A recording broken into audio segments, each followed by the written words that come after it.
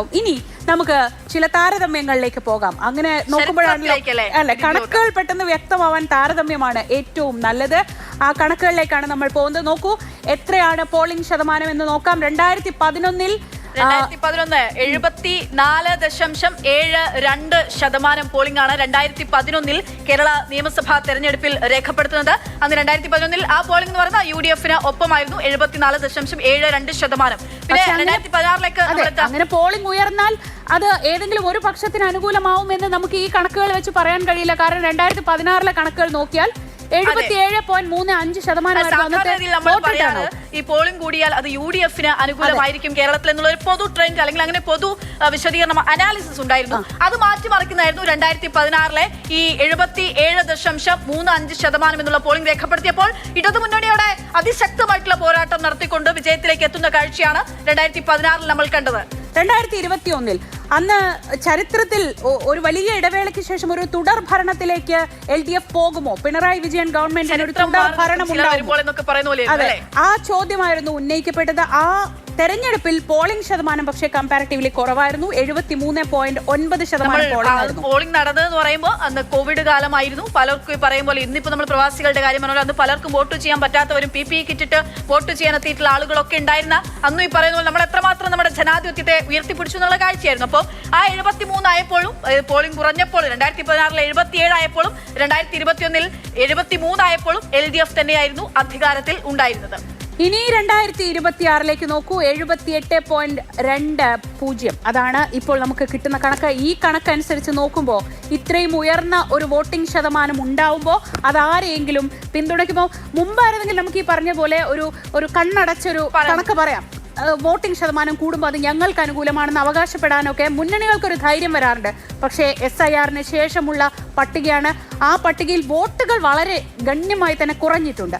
ആ കുറഞ്ഞ വോട്ടുകൾ വെച്ച് ആർക്കെങ്കിലും അങ്ങനെ അവകാശപ്പെടാൻ കഴിയുമോ? അതാണ് പ്രധാനപ്പെട്ട ചോദ്യം. തീർച്ചയായിട്ടും. അതായത് SIR ഇതിലൊരു ഘടകമായി എന്നുള്ളത് ഉറപ്പാണ്. ഈ പോളിംഗ് ഉയർന്ന പോളിംഗിൽ SIR ഘടകമാണ്. പക്ഷേ SIR മാത്രമാണോ ഘടകം എന്നുള്ളിടത്താണ് ഈ റിസൾട്ട് ആർക്ക് അനുകൂലമെന്ന് തീരുമാനിക്കുക അല്ലേ? തീർച്ചയായിട്ടും അതെ.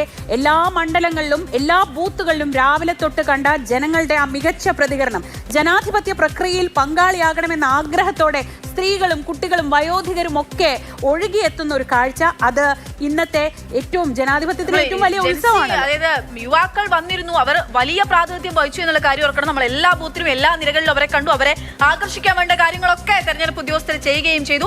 അപ്പോൾ അവർ രേഖപ്പെടുത്തിയിട്ടില്ല. എനിക്ക് തോന്നുന്നു ഇതുവരെ ഉണ്ടായതുപോലെയല്ല കേരളത്തിന്റെ പൊളിറ്റിക്സിൽ ജൻസികൾ, ഈ പുതുതലമുറ ശരിക്കും മാറിയിട്ടുള്ള ഒരു തലമുറയാണ്. നമ്മൾ എല്ലാ തലമുറയും പുതുതലമുറ എന്ന് വിശേഷിപ്പിക്കുന്നുണ്ടെങ്കിൽ പോലും അവരെങ്ങനെയാണ് രാഷ്ട്രീയമായി ചിന്തിക്കുന്നത്? അത് കക്ഷി രാഷ്ട്രീയങ്ങൾക്ക് അനുകൂലമായിട്ടാണോ, അതോ വികസന പ്രവർത്തനങ്ങൾ മുന്നിൽ കണ്ടുകൊണ്ടാണോ, അതോ മറ്റെന്തെങ്കിലും സോഷ്യൽ മീഡിയയിൽ അവർ ഇൻഫ്ലുവൻസ് ചെയ്ത ആളുകൾക്ക് അവർ കൊടുത്ത റീലിടാൻ വേണ്ടി മാത്രം വോട്ട് കണ്ട് വോട്ട് ചെയ്തവരാണോ ഇതറിയാനുണ്ട്. എന്തായാലും ഈ കണക്ക് ഇനി ഞങ്ങൾ പ്രേക്ഷകർക്ക് വിടുകയാണ്. 2026 78.2 എന്ന വലിയ ശതമാനം ആരെ പിന്തുണയ്ക്കും? അത് നമുക്ക് കാത്തിരുന്ന് തന്നെ കാണേണ്ടതാണ്. നിങ്ങൾ എന്തായാലും കൂട്ടിയും കുറിച്ചൊക്കെ നോക്ക്. നിങ്ങളുടെ മണ്ഡലത്തിലും അല്ലെ ജില്ലയിലെ സംസ്ഥാനത്തൊക്കെ ഇതാർക്കായിരിക്കും അനുകൂലമാവും? ഞാൻ വോട്ട് ചെയ്ത സ്ഥാനാർത്ഥിക്ക് ഇത് ഓക്കെ ആയിരിക്കുമോ? അയാളുടെ കംഫർട്ട് ആയിട്ടുള്ള മണ്ഡലത്തിൽ എന്തായിരിക്കും സംഭവിച്ചിട്ടുണ്ടാവുക? നമുക്ക് സമയമുണ്ട്. മെയ് 4 വരെ നമുക്ക് ഇങ്ങനെ പരന്നു കിടക്കുകയാണ് ദിവസങ്ങൾ. ആ ദിവസങ്ങളിലൊക്കെ കൂട്ടിയും കുറച്ചൊക്കെ നോക്കാം. അതുവരെ നമുക്ക് എന്ത് അവകാശവാദവും ഉന്നയിക്കാം. എന്തായാലും നാളെ തൊട്ട് ഇപ്പൊ പ്രചരണ കോലാഹലമൊക്കെ കഴിഞ്ഞ സ്ഥിതിക്ക് ഇനി നാളെ തൊട്ട് ഇത്തരം കണക്കുകൂട്ടലുകളുടെയും അവകാശവാദങ്ങളുടെയും അനാലിസിസ് നടത്തുന്ന ആളുകളുടെ ദിവസമാണ് അല്ലെ? കാരണം വോട്ടെല്ലാം ഭദ്രമായി ബാലറ്റ് എല്ലാം രേഖപ്പെടുത്തപ്പെട്ട് കഴിഞ്ഞു. വോട്ടിംഗ് മെഷീനിൽ അതൊക്കെ 4-ാം തീയതി വരെ വിശ്രമിക്കും. പ്രവചിക്കാനുണ്ടോ? ഞാനിപ്പോ തൽക്കാലം പരസ്യമായ ഒരു പ്രവചനത്തിനില്ല. വെറുതെ ഇത് കഴിഞ്ഞാകുമ്പോ എനിക്ക് ഇറങ്ങി നടക്കണമെന്നല്ലേ? ലോകകപ്പൊക്കെ നമ്മള് വിജയം പ്രവചിക്കുന്ന നീരാളിയെ പോലെയൊക്കെ ലോകകപ്പ് പ്രവചിക്കാം, വലിയ തട്ടുകേടുണ്ടാവില്ല. പക്ഷെ അതുപോലെയല്ല ഇലക്ഷന് പ്രവചിച്ചിറങ്ങുമ്പോ.